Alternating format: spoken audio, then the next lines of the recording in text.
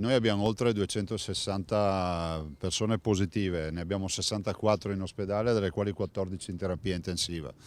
Questa settimana io la considero cruciale dal punto di vista sanitario, dovremmo capire bene l'evoluzione, non posso non ricordare che solo nella giornata di ieri abbiamo avuto 42 positivi.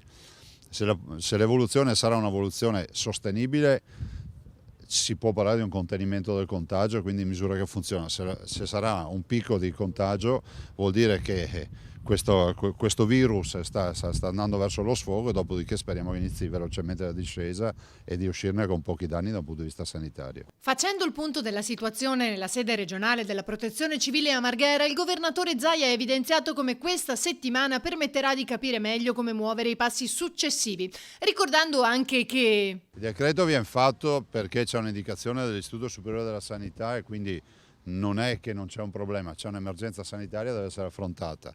Dall'altro poi ci vuole anche il buon senso di affrontare le parti del decreto non sono chiare, perché il decreto perfetto è quello del coprifuoco, no? Dove tu vieti tutto e allora sai che non scontenti nessuno. Faccio solo l'esempio delle messe e quindi delle chiese, che è una delle classiche condizioni nelle quali si è in grado di garantire la distanza tra i partecipanti alla messa. I locali sono grandi e quindi anche qui lì è stato risolto il problema. Adesso vedremo di capire se ce ne sono altri da affrontare.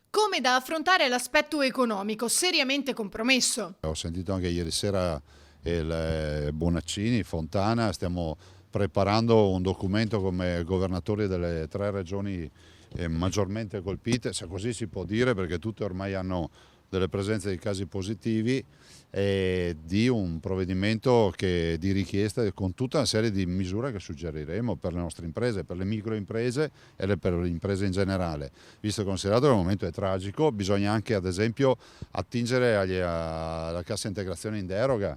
Molte imprese non conoscono la cassa integrazione, ma in questo caso se restano a casa i lavoratori, se non c'è lavoro, oggettivamente non è che puoi mettere tutti in ferie, ma bisogna anche pensare che comunque le imprese debbano uscire da questa crisi non morte ma vive. E sul ruolo dell'Europa Zaia risponde: Chi l'ha vista? Mi sembra di capire che l'Europa non abbiamo visto niente fino adesso. L'Europa è una bella occasione per dimostrare di esistere, al momento non c'è.